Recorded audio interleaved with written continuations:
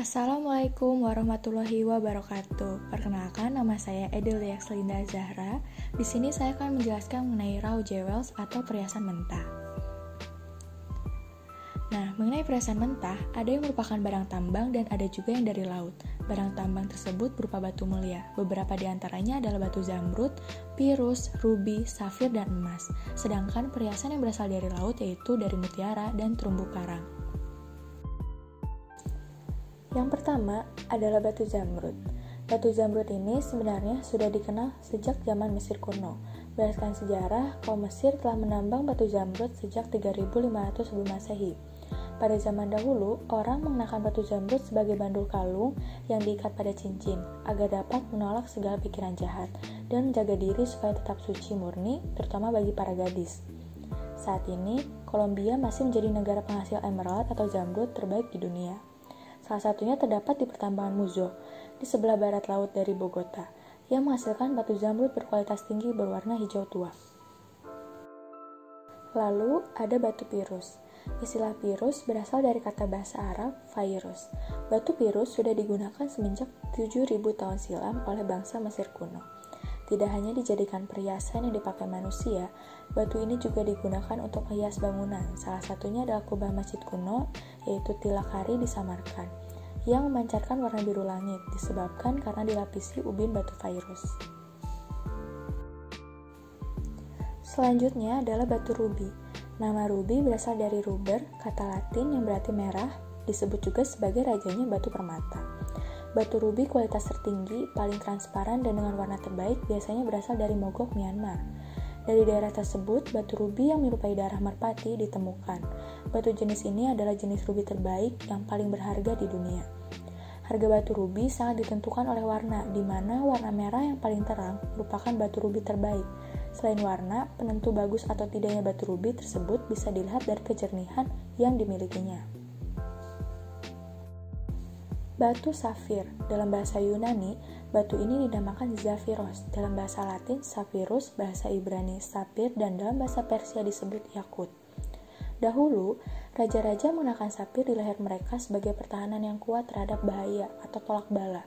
Batu ini akan melindungi pemakainya dari rasa sirik dan membuat mereka merasa dekat kepada Tuhan. Batu-batu safir yang pertama diimpor ke Eropa berasal dari Arabian dan Persia. Sekarang, kebanyakan safir didatangkan dari Burma dan Sri Lanka.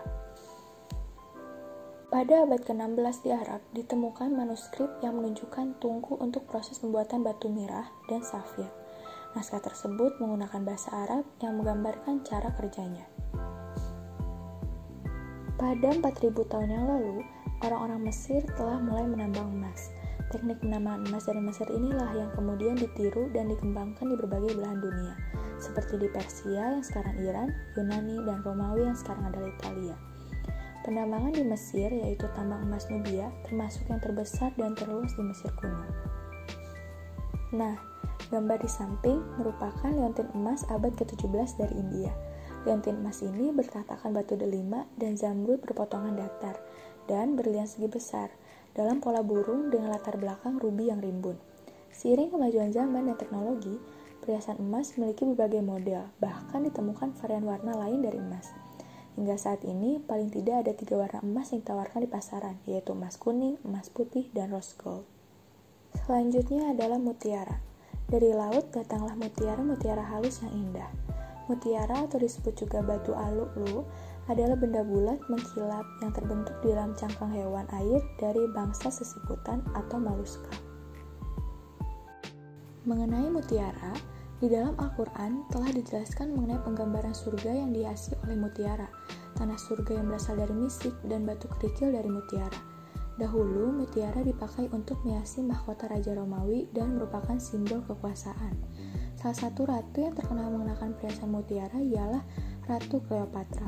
Demikian pula Ratu Inggris Elizabeth I dan Ratu Elizabeth II juga mengenakannya dalam agenda penting kerajaan. Kini, mutiara masih digunakan sebagai simbol keanggunan dan kekayaan. Pemakaiannya tidak terbatas hanya di kalangan kaum bangsawan, tetapi sudah merambah sampai ke masyarakat umum. Pada abad ke-14, Ibnu Battuta merujuk pada metode penyelaman mutiara. Beliau menjelaskan bahwa penyelam menempelkan tali ke pinggangnya dan menyelam. Katanya di bagian bawah ditemukan kerang-kerang yang tertempel di pasir di antara benda-benda kecil. Mengambilnya menggunakan pisau yang dibawa bersamanya, lalu mengumpulkan mereka dalam tas kulit yang digantungkan di lehernya. Ketika nafas penyelam mulai melemah, dia menarik-narik tali, tanda untuk pria yang memegangnya di perahu untuk menariknya lagi ke permukaan. Lalu, yang terakhir adalah koral. Al-Idrisi, ahli geografi abad ke-12, memberikan laporan tentang pengumpulan karang, terumbu karang yang mati di lepas pantai Afrika Utara. Karang adalah koral atau sekelompok hewan yang bersimbiosis dengan sejenis tumbuhan alga. Kemudian, koral digunakan untuk hias senjata bersama dengan mutiara, membuat tasbih dan perhiasan. Saat ini, koral yang paling disukai adalah koral yang berasal dari perairan Mediterania dan Jepang, yaitu Corallium nobile dan Corallium rubrum. Koral mudah dibentuk menggunakan kikir, rotary cutter, dan amplas.